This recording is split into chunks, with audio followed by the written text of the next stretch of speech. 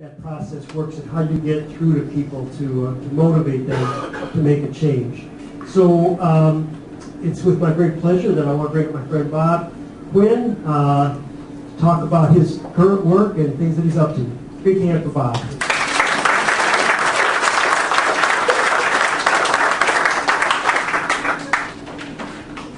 When I was sitting there a few minutes ago, I had this feeling that what's going on in this room up until now is really important. And then when Rob talked about basketball, it kind of clicked in. When Daniel was in the 4th grade with those other renegades. They needed a coach. I was too busy, by my assessment. My wife had a different opinion, and you know how that goes. So I ended up coaching these kids every year for the next, until they would finish in 8th grade, and then continue with the younger ones. I often look back on that as one of the most important things I've ever done. I thought I was really busy with important stuff. That really mattered. And I think a lot of that feeling is what goes on here in terms of local communities, local connections, things that come out of these kinds of meetings. So I salute Rob for what he does here. I think that's really important. I'm going to, I'm not going to rely very heavily on these because you'll need some kind of translator to be able to. Bob, can you get Mike a little bit closer? I will.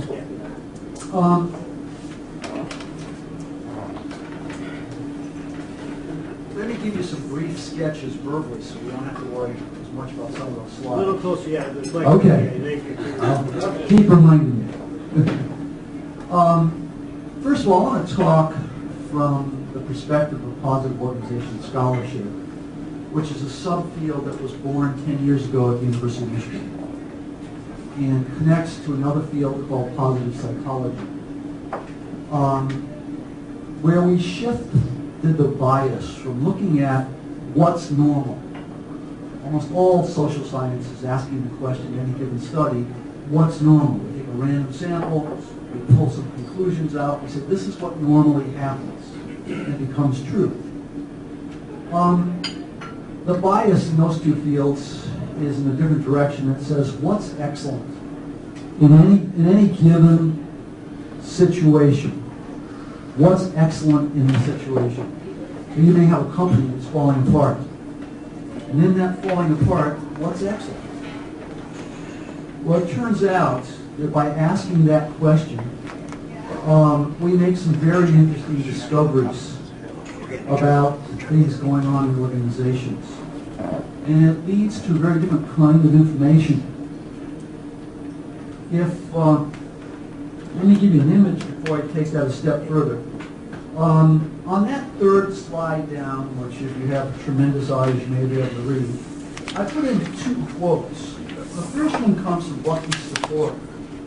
And in this quote, he says, "I live on earth at present, and I don't know what I am. I know that I am not a category, not a thing, a noun. I seem to be a verb, an evolutionary process, an integral function of the universe." Now that's an interesting stuff. What's your reaction to that, Tom? I love it. Why? How you experience life is this series of actions and movement, not just sitting there, a thing to be acted upon. Okay, now I love that phrase, to be acted upon. And when we think of ourselves as a noun, we become like this table. It's very different to think of ourselves as a verb in a world that's changing. There's something very freeing about that. In that next quote, I think the print's even smaller, is from my colleague Carl White, who wrote a book and talked about, and I'll give you the short version, he said, let me use some bad grammar. You and I work in organizings. And what he was saying was the word organization is a noun. When you look at an organization from far away, it looks like this. And then there's a big change, and then it looks like this. When you put your telescope away and you put a microscope up there and look at the organization, what you see is constant change from minute to minute to minute. Every conversation, every phone call, every shift in the market. The organization is always changing. When we look at the far end of the curve, away from the norm, way out there at excellence, we tend to find action, motion, movement. People are verbs. They're growing and developing. The organization itself is moving constantly. And the question is, how do we shape that movement so that it's moving towards excellence? Because at every turn, the pressure, the pull is back to the norm. To rely on the hierarchy, which is a functional thing. The hierarchy is there for good reason. But it has a danger, and that's stagnation in the beginning of the slow death process. So the question is, how do I keep moving them out there? What I'm going to talk to you about a little bit is a very strange topic for a bunch of leaders, because we're pretty sophisticated characters in this room. I want to tell you about the most exciting study I've ever done. I'm just in the early phases of it. I'm studying elementary school teachers, but not ordinary elementary school teachers. I'm studying people in the top 1%. These are value-added teachers. 5 years ago, in a number of states, they began measuring value-added in education. So you remember those standard tests you used to take? Well, they still take those. But they have the mathematics to compare this year's test and last year's test, taking a lot of other variables into account. And they say to the teacher, here's your value-added score. So it's not a question, what score did you get, the absolute score? If the kids are all in the 98th percentile, that was good. And if you're in a suburban, rich district, it's a great district. Well, all of a sudden, that's all up in question. You go to the middle of Detroit, find some rat-infested classroom, and some teachers moving your kids 3 years of progress in 1 year. It's a whole different measure. And it's turning education upside down. It's very political, a lot of fights. Well, there's some folks in Ohio that aren't into the political stuff. They said, what a great opportunity to learn. Let's look at these teachers who have these high value-added scores. And they did, and they called me for some academic reasons that were connected to what they were finding. I said, I want to change it, tweak it just a little bit more. I want to look not at the value-added teachers, but the very best of the value-added teachers. So a value-added teacher can be someone who moves them, if the average in a given subject is a year in 1 year, a value-added teacher might get into that value-added category by moving them a year and a half in 1 year. That's pretty impressive. The people I wanted to look at in that top 1% move their kids sometimes 3 years of progress in 1 year. I mean, this is miraculous. How in the world do those people do that? And so we started interviewing these people. One of the most humbling experiences I've ever had. In every interview, you brush with greatness. And what I love about it is they look like the people in the grocery store. You know, some are tall, some are short, some are heavy, some are thin, some have really nice clothes on, some look like they're struggling, but they're all great. And it's an amazing thing to interview these people. And I want to share with you a few of the things that we're finding early on. Now, all these things have to be tested with the survey after we're done with this interview phase, but some of the things in the interviews are absolutely striking and have everything to do with the people in this room. We've got a lot to learn from these school teachers. In the bottom of page 3, there's some 4 categories. There's some images missing. The categories are there. They basically suggest that at first you've got an empowered actor, you've got a culture of development, and then a complex adaptive conversation. Now, a complex adaptive system is a system where we're connected up, we change the quality of the connection. he and I begin talking differently, the group begins to shift. And there are feedback loops. And in those feedback loops, it begins to affect me, it begins to affect you, it becomes a reinforcing cycle, and things begin to happen. Well, that notion is going to be very important to us in a few minutes. And then finally, transformative learning and increased capacity of ego, the thing that comes out of this, and we'll try to connect that up to your lives. So let's look at some of the ways initially that we think these teachers differ from normal teachers, or how assumptions are different from normal assumptions that get made. So looking at the top of page 4, normal assumption. Teaching is a job. You have people that work for you that have jobs. These teachers don't have jobs. They have callings. They teach because that's who they are. They absolutely love being in that room. Some of them are just obsessed with being in that room, being with those kids.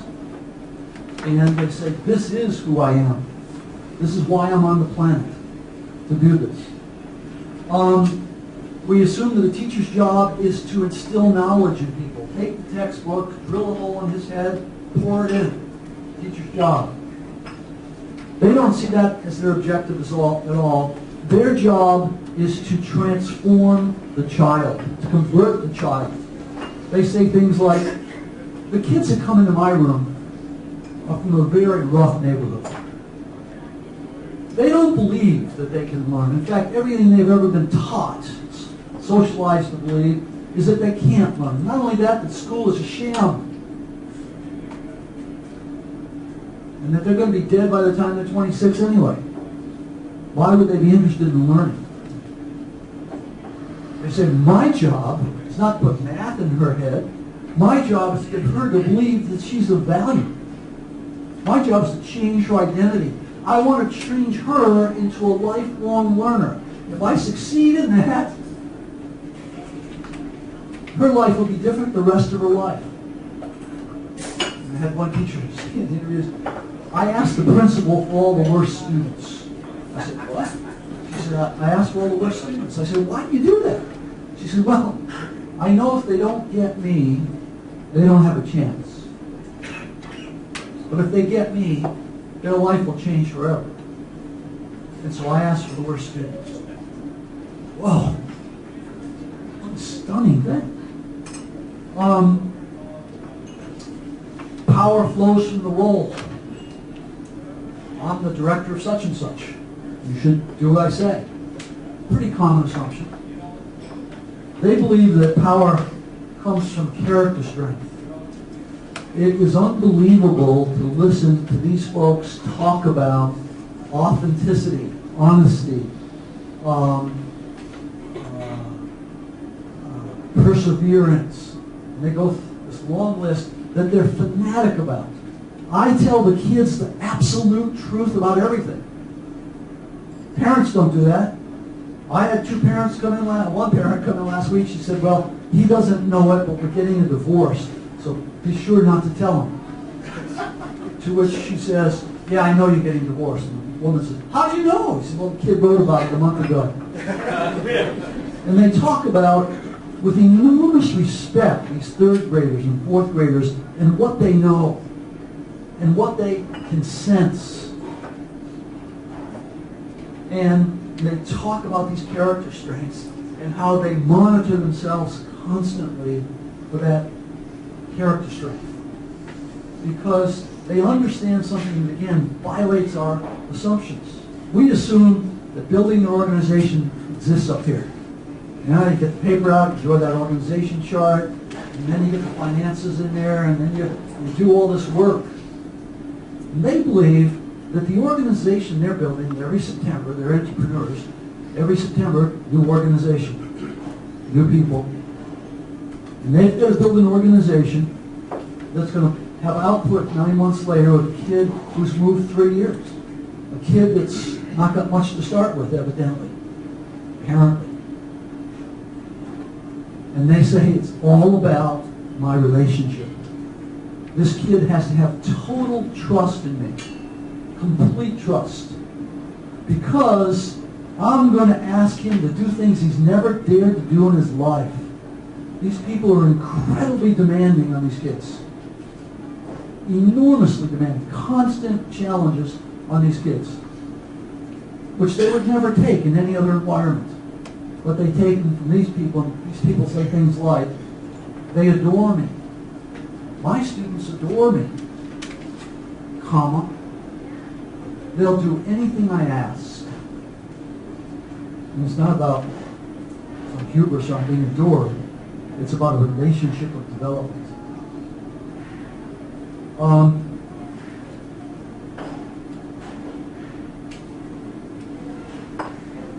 I think from some of the things I already said, you can pick up they're enormously confident. And they're incredibly humble. And the humility is not put on. It's just, as an interviewer, you feel it. When I ask the question, what differentiates you from other teachers? They always, every single interview, blank stare. I don't know. And again, not something they're putting on.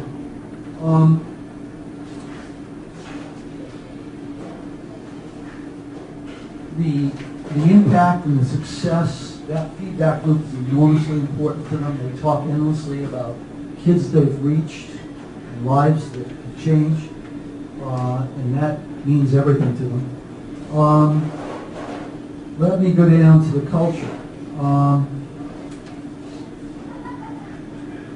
You and I have been trained since we were little to live in a world of instrumental exchange. You give me something, I give you something. As long as we're happy with that exchange, everything's great. If you violate my expectations, now there's conflict. And the first word in sociology is exchange. The first word in economics is transaction. In law, it's contract. It's that basic notion that's at the heart of social life. These people transcend social exchange. To the side there, I talk about an inherent positive regard. One teacher said, in fact, we had one set of interviews with non-value adds, and the teacher said, I respect them as long as they deserve it. One of these top 1% teachers said, totally independently, if a child is disrespectful, I correct them immediately. Whoa, fantastic. Comma. While maintaining complete respect for that child. Comma. I wish I could remember to do it at home. And that last phrase is crucial. Now think of it. If a child is disrespectful, I correct them while maintaining complete respect for the child. That violates our normal assumption. What's she saying? She said, I'm doing an enormous amount of work here. I'm holding the person in total positive regard no matter what they do. So I'm modeling the message, not chewing you out, disrespecting you for disrespecting the kid next to you. That's a whole nother level of operation. And then the phrase, only I can remember to do it at home. This person's working. This person is constantly elevating themselves because they understand that that's where that transformational influence process comes from.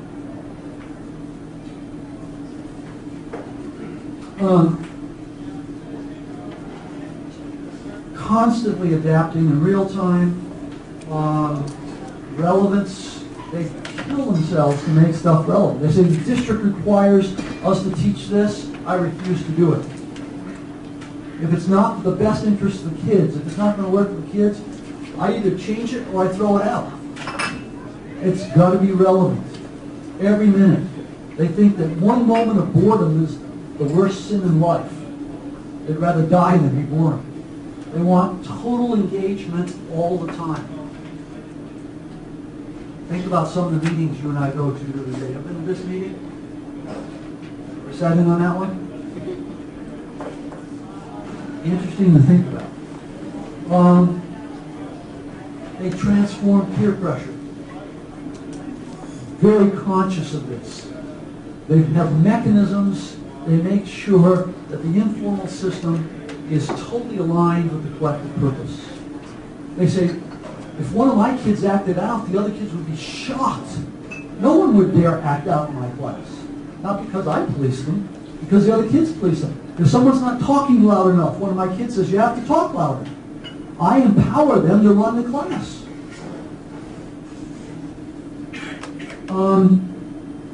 Enormously high standards, very fast paced. They teach to the top and nurture the bottom. They don't let go of the bottom. They take good care of that bottom, but they're plugged to the top of the class, moving it along, constantly challenging, and enormous concern for that bottom group. In that next slide, I won't go through it, but there are 4 incredibly inspiring small paragraphs there describing the kinds of conversations that happen in their classes. One of the things that's interesting is we assume that education is about the instructor role, me having a lot of expertise telling you something. They all talk about you learn to teach when you let go of that and you become a facilitator. And you facilitate the emergence of intelligence. And it's about conversation. And if you read those paragraphs, it's unbelievably stimulating descriptions. And they go up and down. They know that it looks like this, but they try to spend as much time at the top as they possibly can. And those conversations, everyone's engaged on the edge of their seat, usually not in their seat, doing stuff. Those conversations are incredibly important because think of what it means if you walk into a classroom and you're in the 4th grade, and every day you feel totally respected and safe with your peers. You feel totally engaged. You feel like you're learning new things every moment. And what happens if you do that day after day after day? In the end, we see this enormous outcome in terms of value-added scores. It wasn't that I poured knowledge into the hole in his head with this textbook. It was we changed his identity. We built a culture of respect and communication and experimentation. Those conversations are action-oriented. They're doing stuff, and they're talking about it, and they're learning. Now let me flip out of that to one of the studies that's done in Positive Organization Scholarship. A study of 80 business teams. Brought them into a lab. Every word that was said in the meeting was coded. And then those conversations were analyzed. 3 groups of conversations. The first group, their conversations look like this. They start out dead, flatline, and they end dead, flatline. The second group starts off like this, but the first negative event in the meeting, they go to the flat line. The third group starts off like this, a negative event occurs, and they drop a bit, and they jump. And they always are moving up in those conversations. They correlated that with profitability. How you talk to each other predicts how much money you make. Now think about that in terms of these kids. The kinds of conversations that these teachers are facilitating is leading to the same thing, except it's learning. And what happens if every meeting we ever hold, all day long, all week long, all year long, is exhilarating? Now, how do you do that with topic X, which is inherently boring? In fact, I've had teachers get mad when they hear me talk about this stuff. They don't like to hear that. So John and I were just talking about that. Because the system, think about the education system, it's designed against excellence. You can't even talk about excellence in many school systems. In fact, these teachers talk about, I can't tell anybody that I have value-added scores up here. My principal said, okay, I'll let you go to the workshop, but you can't come back and tell anybody that you were value-added. The entire system is geared for mediocrity or below. It's just the way it is. I suggest all systems are like that, unless we do the work to the contrary. And that work to the contrary is called leadership. It's leadership that overcomes the entropy of organizations. And that starts not out here or up here, it starts here.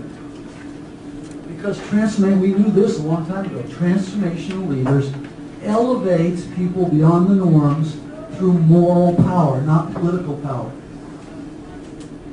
Let me sort of close with that thought. There are three paradigms. Think of the stereotypic engineer. Not a real one, a stereotypical. I don't even get mad at me. The engineer comes in and says, give me the money, I'll make the most beautiful widgets in the world. And you say, sorry, I've got other things I also have to take in. You don't have this much money. And he's furious. And he says, that guy, all he cares about is making people happy around here. That political crap ain't real. So then you promote him. That's right. That's what happens. And he either fails or he's transformed. And if he's transformed, he discovers political reality and becomes much more effective. He doesn't lose his technical knowledge or skills. He doesn't lose that. He gets an expanded identity and he's more functional. Most people stop there. Most of us know the world is political. But there's a fourth level. And that also requires a transformation. It's the discovery that the organization is not only a technical system and a political system, it's a moral system. Everything you say or do is a moral message that's interpreted by everybody around you. And it's not your words that are nearly as powerful as who you are. There are amazing studies about that. That demonstrate that time and time again. Well, if I were going to leave a bottom line with you, another last slide there that's pretty small. Well, here's some of the kinds of questions I go out of here asking myself. What's my life mission? How can I more fully envision my possibilities? How can I go beyond my current expectations? How can I become more internally directed? There's never a moment where I'm not sliding towards external direction, losing myself. It happens, no matter how I guard against it, it happens. So I've got to assess that every moment. How do I become more self-regulating? How can I craft what I'm doing so it's more intrinsically motivating? These people are totally uninterested in external rewards, recognition, any of that. It's all from in here to the point that it's shocking to talk to them. But that's what happens to them over time. How can I form relationships of equality, trust, love, and challenge? Some people are offended by that language. This is business. Change is about trust and learning together. We just wrote a paper about lean manufacturing. 2% of the lean manufacturing efforts in this country have been successful. Why? We spend millions of dollars on the technology and then implement it as experts. And it dies. The places where it works is they actually do what Toyota says to do, which no one wants to hear, and you and I become equals, not an expert telling you what to do, and we learn our way together. That flies in the face of everything we know in terms of our assumption sets.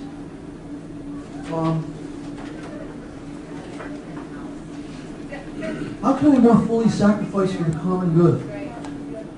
Do my people see me sacrificing for the common good? Because that's what an organization really is in the end. When that dies, as it often does in the slow death process, you don't have an organization. You have a building, you have a name on it. You have a bunch of people who come to work and take paychecks and do what they're required to do. But if they're not committed to the common good, you're on the road to slow death. And it's natural not to be. Leadership is about pulling them up into that commitment to the common good. How can I more effectively join the creation of collective resources? Am I creating resources? In this room today, Rob was creating resources, making these connections. We have an exercise that we do in Executive Head. A lot of people from the same company.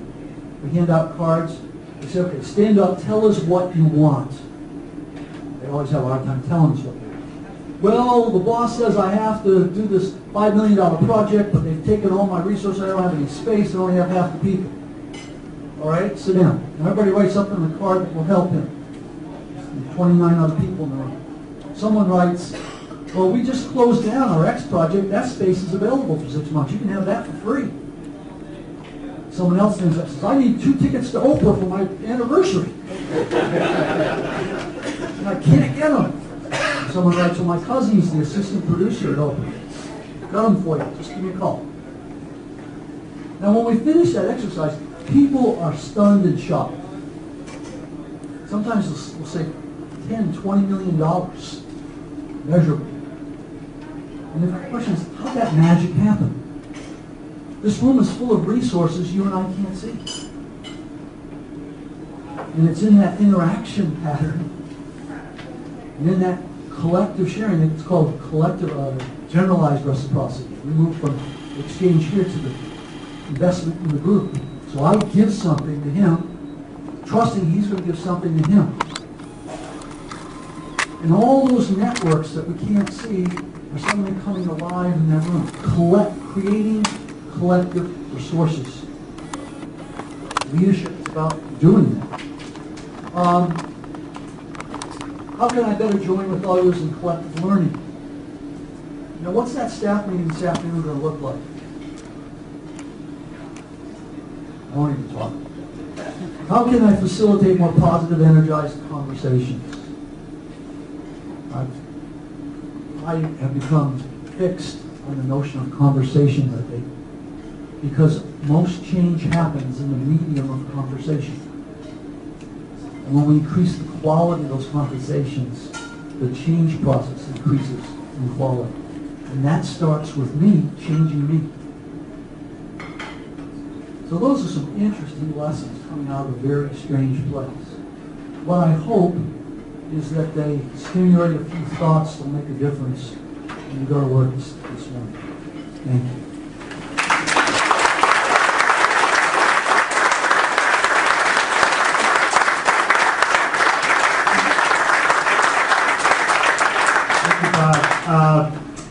Bob, we have a little different Q&A kind of process in the idea of kind of stimulate connections, and that is we take 5 minutes and ask you at the tables to come up with a question for Bob. So it's not just one quick question, but you guys are processing what's going on, you're introducing yourselves to one another, and you're coming up with a collective question for Bob. So if you could take 5 minutes, Bob, you're okay for your time? Okay.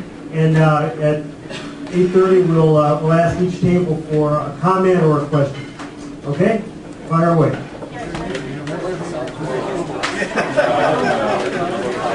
Drink some more. I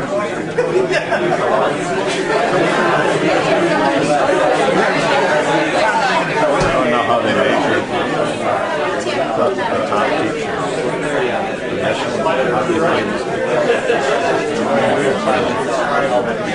Clearly are just teaching to the test. I suppose that up front, the quantitative is the only way we know how to measure it, but really when you go to school, it'll take you long to figure out how to teach it.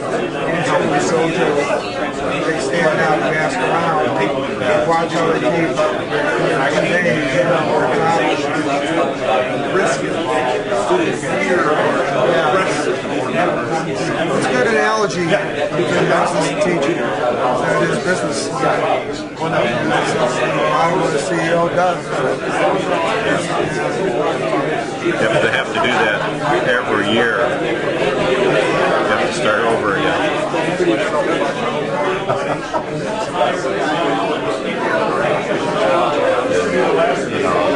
Maybe it's tougher now.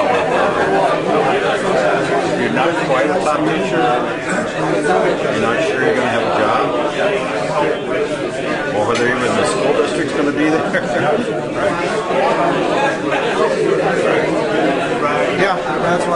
Caitlin and my oldest, they really want to teach Chicago. Right here now. We're not happening here. There's many things to do in Chicago. A great place. There's a great school system there. My close son is Chicago, followed his girlfriend there. Switched jobs out there, and she broke up with him 3 weeks later. But he's having a good time. Yeah. I'm talking. He's how old is my 25. Yeah. The youngest is 27. She's in Chicago. Caitlin, my oldest, is 30. Sure, both like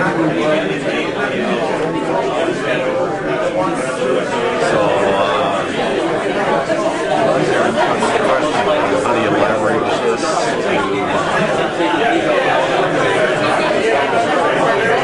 other schools or other disciplines?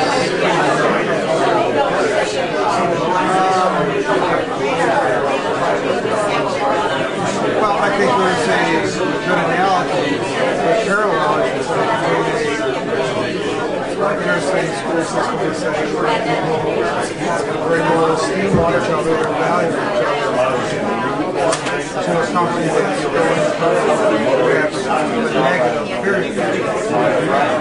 That's losing money, everyone knows they're losing money, possibly losing jobs, value themselves go down. It's great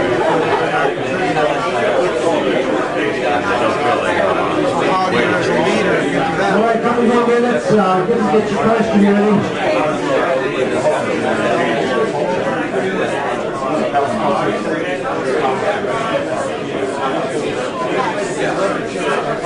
Well, part of it, you know, the motivating teachers, it's back to the old premise, do what you love.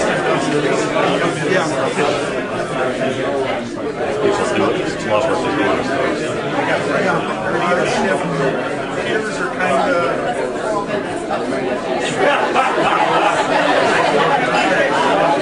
All right, who's ready with a question? We have a good question coming up here. Patricia Garcia. Patricia, I'm going to give you the... Well, I get like stand up. Say who you are, Patricia. First of all, Patricia Garcia, I published the Ann Arbor Observer. Let's give her a hand. That's a good Online, arborweb.com, and we're in the process of creating a pay-for monthly magazine based on the Observer, because ArborWeb does include information from the Observer, the content of the Observer, primarily the calendar and the city guide will continue that.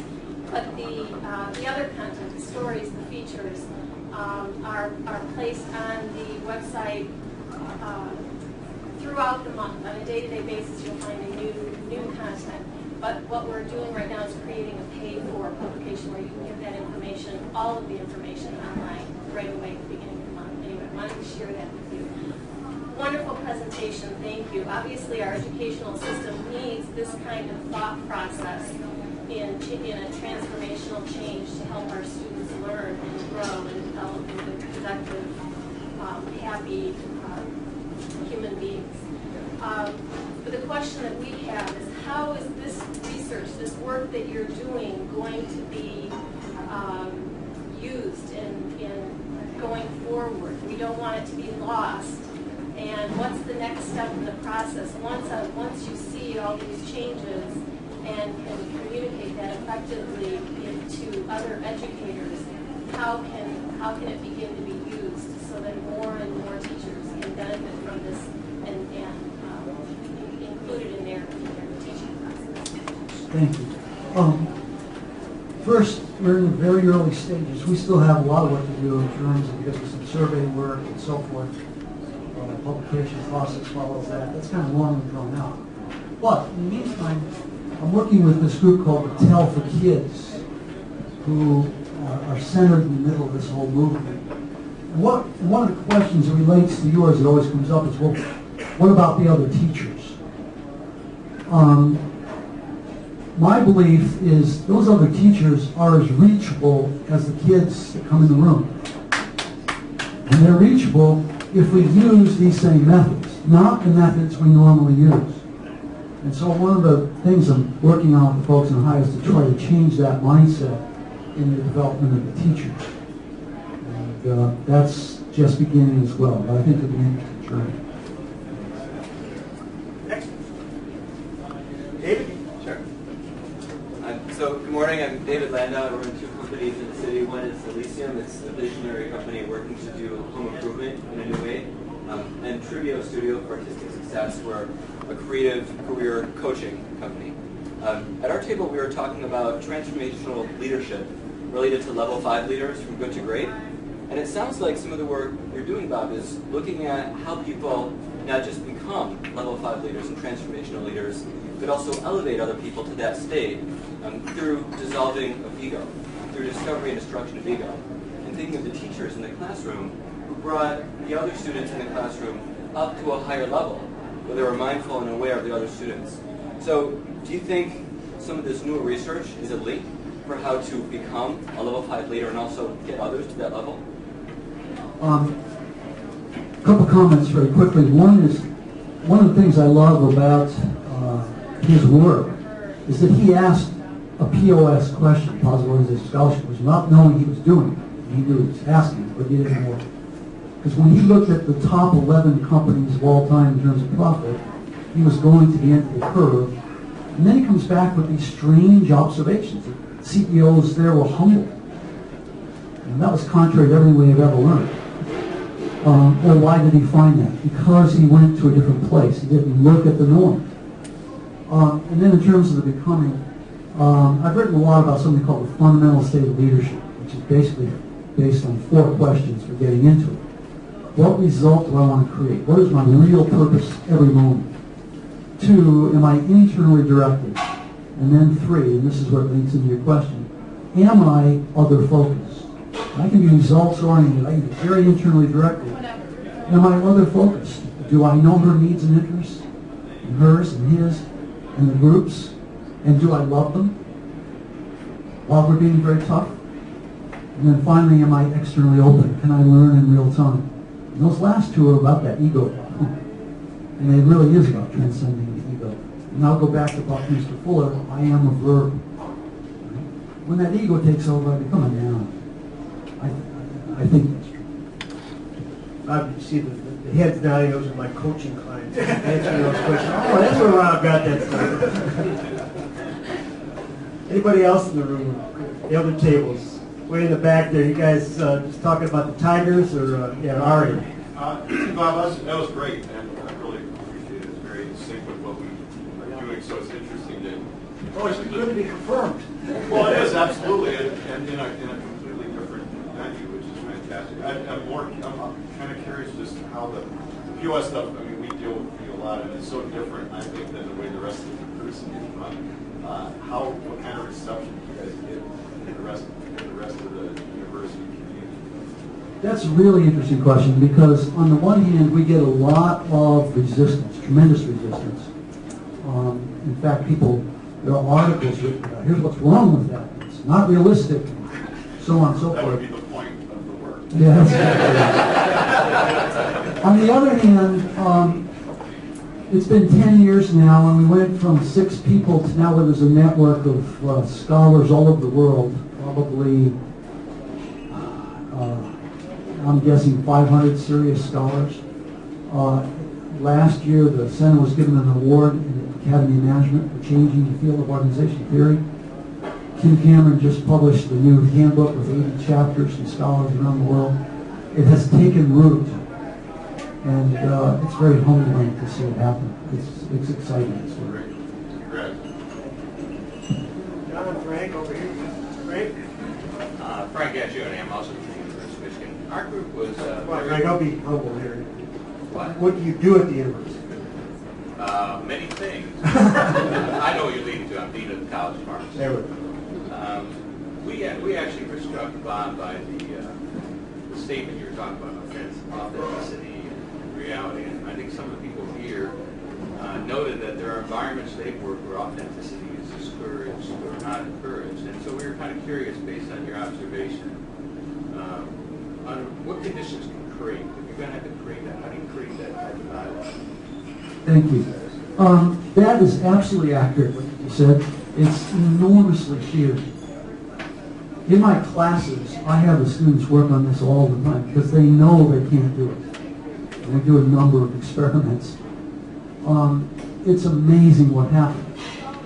I'm thinking of a woman who lives here in town who stood up at the end of one of the classes and said, when I came to the business school, they systematically took out of me everything that I thought was valuable about being a female.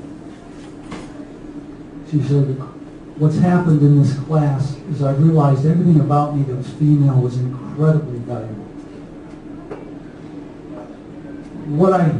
What you and I find is terrifying in terms of showing people who we really are is, number one, the greatest source of power available to us. Anytime we claim our authenticity, we've just touched the greatest source of power that we have. That's what changes the world. Peter Block once wrote, all social change begins when one person makes the private public. So if I'm internally directed, and I'm able to say, this is what my values are and this is who I am. We just did a group of bankers. And one of them was a Jewish guy. And I just got the message back to us that he started to wear his yarmulke to work on holy days. Something he never dared to do before. And reported how well he was received. We're so afraid of that authenticity because of what we witness. Well-founded fears. But leadership is about knowing who you are and staking that claim. And the world starts to change when you do it. And when you don't do it, it doesn't change. And yet we're so socialized, so trained not to do that very thing. I think it's a hugely important issue. I don't know what to think about Facebook in that regard. There's a lot of controversy of people putting themselves out there, and in a way they're being more authentic because they're talking about who they are, what they're interested in, for the world to see. I just wonder what your thoughts are about how leaders use social media. You tricked me with that last phrase. Here's where you started taking. Isn't it interesting how many people are able to get married over the internet who can't otherwise?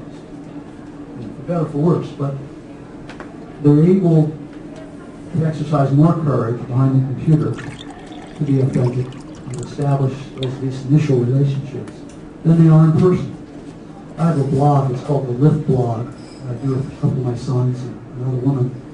And this week I wrote about 5 entries on meaningful conversation as a medium of change. And it was all about that very thing. So it's a lever we never think about. We think about all these other power levels that the world has taught us to use as leaders. But it's the most powerful lever. And I think it does apply out there on the social media. About how your teaching is very personal. And you started out talking a story about Delsa encouraging you to coach. And I think if we don't make ourselves personal, I was very impressed with that when I walked into business school and there's Bob telling stories which are not just making Bob look like a great person, but really, a little buffoonery was coming out there too, and a lot of humility.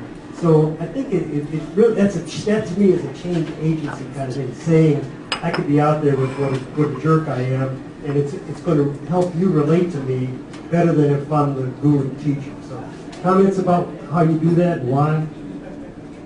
Well, I think that in a sense summarizes it. You could say I'm a jerk and turn everybody off. If it's not really from here. But when it's coming from here, well, let me just tell you that one study. A guy at MIT has people come in and make business presentations competitive. Someone's going to win, someone's going to lose. The week before, he has them come in and holds a party and wires them up and measures heartbeat and all these kinds of things. But the major measure is authenticity.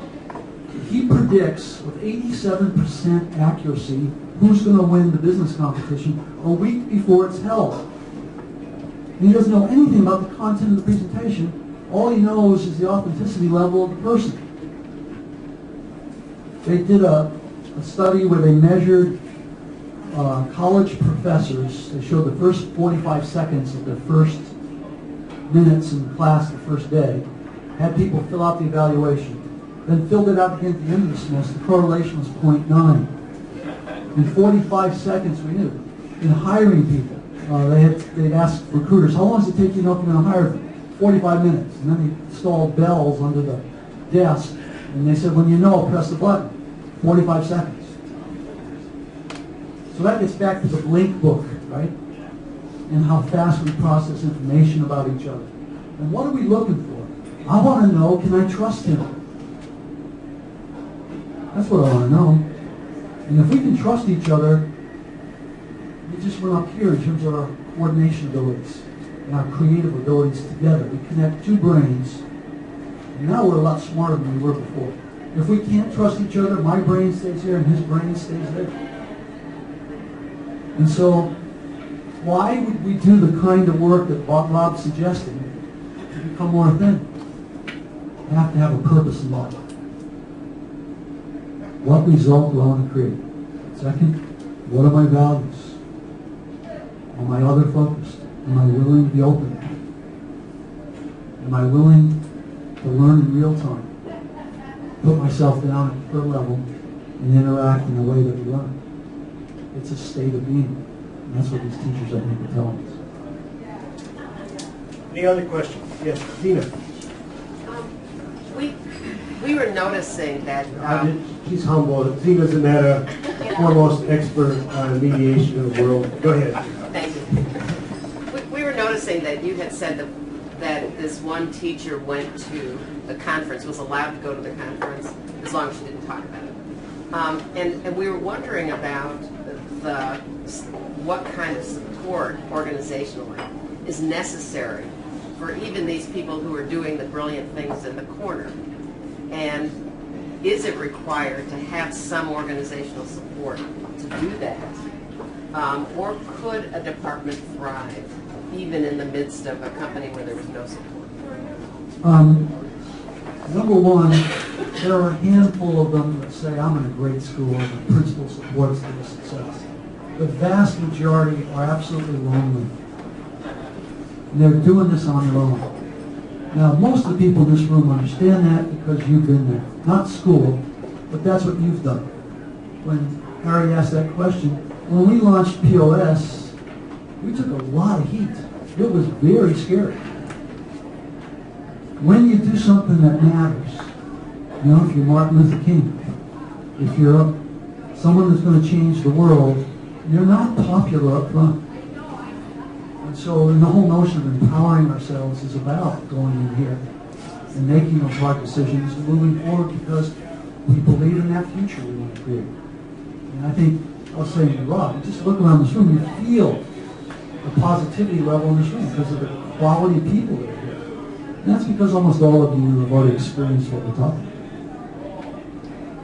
Board, Bob, it's your time, Board. Okay, great. No, my time's fine. I know a couple people may have to leave, and if so, we'll draw full attention to you and embarrass you, but go ahead. Let's see, Tom. So our question was, what local businesses that you know of do you see implementing this? We could go look at, model, study from. I assume this is actually one of them. Yeah, that would be that immediately, as you said that, came to mind. We've already talked about it this morning. But I think that you'll find them in surprising numbers. And yet that same place can hit a jolt and start to slide. And your job is to get it back up again. And we all know what that's like. But I think they're there. It's just like you can go into, well, this last question illustrates. You go to a bad school, walk in and say, what's right here? And suddenly there's that teacher. I had one of these teachers who was retiring. She said, for the last 5 years, we've been getting these scores. My scores have been off the scale, but this is what I've taught for 30 years. She said, never once in 30 years has any administrator ever come to me and said, what are you doing? And that was absolutely across the board. No one looks at what's right in the system. We're trained to solve problems. I was on a plane once, and the guy's telling me, the young guy sitting there, he said, I'm a manager. I solve problems 10 hours a day. Well, that's great. But if all you do is solve problems, you're never pursuing the purpose. You're preserving value, you're not creating value. And that's what I think we're all about. Yeah. I'm not sure if you're aware of it, but Zingerman's was featured in that Small Giants book a few years ago, and there's a community that's risen kind of around that book called the Small Giants community, which is it's international actually, and there's a couple hundred companies who are part of this community now, and most of us are the reason we belong to it is because we subscribe to the positive leadership and creating good culture and all of this other stuff. And so there is kind of this canon of books that we all read and courses that we all take, and we are all trying to implement this type of stuff in our own businesses. It's not easy. We take a lot of heat, because we're not doing it the way you're taught in business school. But we're actually even working now on an outline for a curriculum that could potentially be taught in business schools as well, so that we can try to get these readings and the authors and all of this other stuff out there in a more organized fashion to encourage. I'm ready to be your student. I want to know all about that. But if you are looking for businesses, if you go look on that website, smallgiants.org, you'll see many, many companies. There was a conference in Germany in June that I went to with about 50 companies there from all over the world. And it was the best conference I've ever been to because everybody was already on the same page, and we got to talk about how we were tackling problems in our companies without being worried about taking heat about the approaches that we were taking, because we were all kind of on the same page. So it's great. That is spectacular. We've got time for one more question, and I'm going to call on the best question asker in the room. Come on up, Deb Christine, who has launched her own very positive business and doing well, first year. So. Hello. I'm a student of personal transformation, and hearing these ideas from academia is I also just read a book called Think and Grow Rich by Napoleon Hill from 1937, which was like, oh my God, because it's about who you are being, living from your desires, living from your hearts, and knowing that what you create in the world comes from your being. And we had people like Andrew Carnegie and Henry Ford and Thomas Edison on board with all that, and no one's heard of it. So here we are again, all these ideas are coming out, and my mind is so alive. And what are we going to do to not let that die again? I think that these waves of enlightenment or of illumination have happened many, many times, and who do we need to be as humans to take that? I think that's a profound question. The leadership literature in science is now probably 70 years old. There's some things we know a lot about in terms of transformation leadership. I would say that the business schools, all the other professional schools, are absolute failures at teaching. We hear constantly in the press, business press, about ethics and so on. And nothing seems to work. And I believe that all of that stuff fails because of the assumptions we make, which are the normal assumptions we talked about earlier. Unless we learn to teach, unless we first learn to understand it, and what your point is, a lot of people understand this stuff. But communicating it and helping another person into it is entirely different. I teach an EMBA class. They come in there, half of them are cynical because they're already leaders. I have a position at such and such a corporation, and I own a big house, and I've led 2 major chains. What could you possibly teach me? And what I do in there is I say, first of all, here's the basic concept. This is a class about me changing you. That gets their attention. And I say, the way we're going to do that is you're going to find a person to mentor. Maybe at work, or maybe at home, maybe someplace else. You have to transform her. And to understand that, we look at some Hollywood movies. We make it real. We say, okay, you have to be that transformational person. And the only way you're going to get this grade is by convincing me you've done it. The humility level shoots up. The learning is incredible by these so-called already leaders. They, in their final papers, they talk about how their life has changed in a matter of 2 months, 3 months. We've got to first understand that we have to do it differently. Because every time you and I turn around, we're being trained by every interaction we have, everything we see on TV, into normal assumptions. To be safe, not authentic, etc., etc., etc. All for good reasons. To transcend all that is hard work. The educational institutions of the world have a long way to go in order to do it.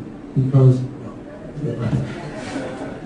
tell you a story about it to wrap this up, but Bob knows Phil Lynch, who was CEO of Reuters at the time of September 11th, and actually Bob's son Ryan helped write a case study of what happened there. And one of the stories is that Phil Lynch, was about 40 years old at the time. He had been a CEO for 3 days on September 11th. He'd been appointed on August 31st or something like that. And families lost their children in that event. And one family came from the UK, and they were, as you recall, spending days looking for the victims. They didn't know they were victims. They thought they were in hospitals. And nobody turned up in hospitals, or very few people. So I sat with Phil with this family as they were coming to grips with the loss of their son. And after he finished with it, I thought he had done a magnificent job. And I'm a therapist and thinking, my God, I could never have done what he did there. And so afterwards I said, Phil, how did you do this? And how did you... So I just kept thinking about one thing that I learned in high school from a priest, and that is, this is not about me. And I've taken that and I made it into a little mantra to now. This is not about me. And I say that as much as I can, because I think that's the mistake we almost always make as leaders, is we think it's about us, about how we're doing, how we're performing, and we don't see that it's not really about me, it's about the responsibilities I have. So I just thought you would appreciate that story. Let's give Bob a great hand.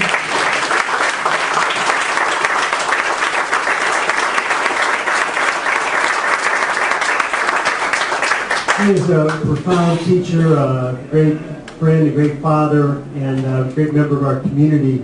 And I would encourage you to read. He's got about 6, 7 books now. One of my favorites is Change the World. It's an audacious title. Another one where he talks about some of the great thought leaders. Was it Gandhi, Martin Luther King, and Jesus? So Bob is not afraid to take on challenging topics. This is something that he's courageous about, and just somebody that I think we can all be proud of in our community. So Bob, we can get you his email if you want to check out his blog. And again, we hope to see you all back here in October, where we're going to be on a bit different topic. Donna just walked in about merit. This is the speaker for next time, and we will be hearing about the efforts to bring digital across the state and how this is changing the face of our state, and what we can do here to improve work in all areas, rural, urban, and wherever. So thank you very much for coming. There's food left over. Please bring it back to your places and get better cultures through Zimmerman's food. Absolutely.